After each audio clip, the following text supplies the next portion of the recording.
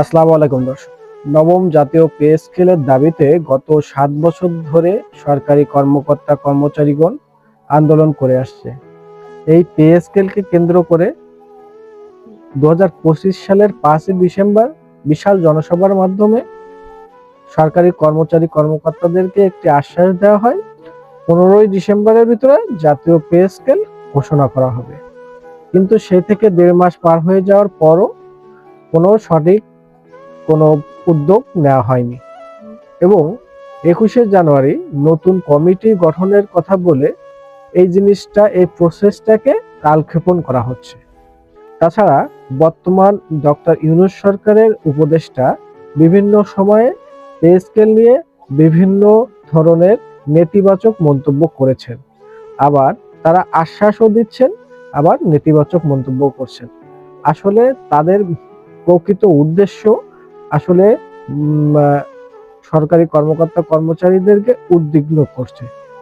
তারা কি আসলে দিবেন নাকি দিবেন না, এটা নিয়ে সকলের ভিতরে একটা হতাশা কাজ করছে।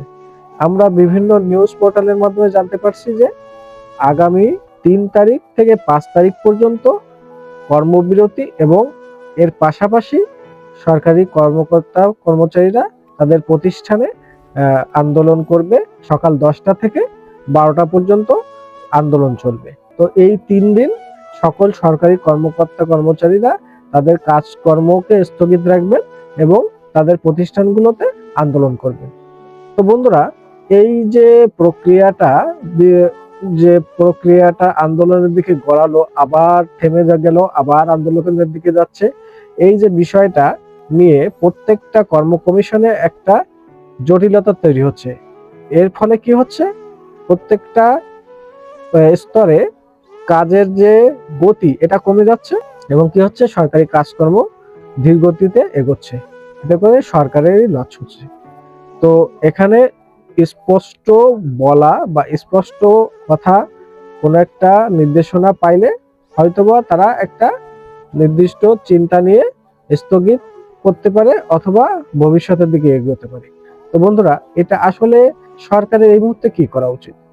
বিষয়টা কি তাদেরকে আশ্বাস দিয়ে এভাবে ঘোরানো উচিত, নাকি একটা নির্দিষ্ট পরিমাণের পে স্কেলের সুষ্ঠু সুপরিকল্পিত একটা তথ্য দেওয়ার মাধ্যমে তাদেরকে এই আন্দোলনের মুখে থেকে ফেরানো উচিত?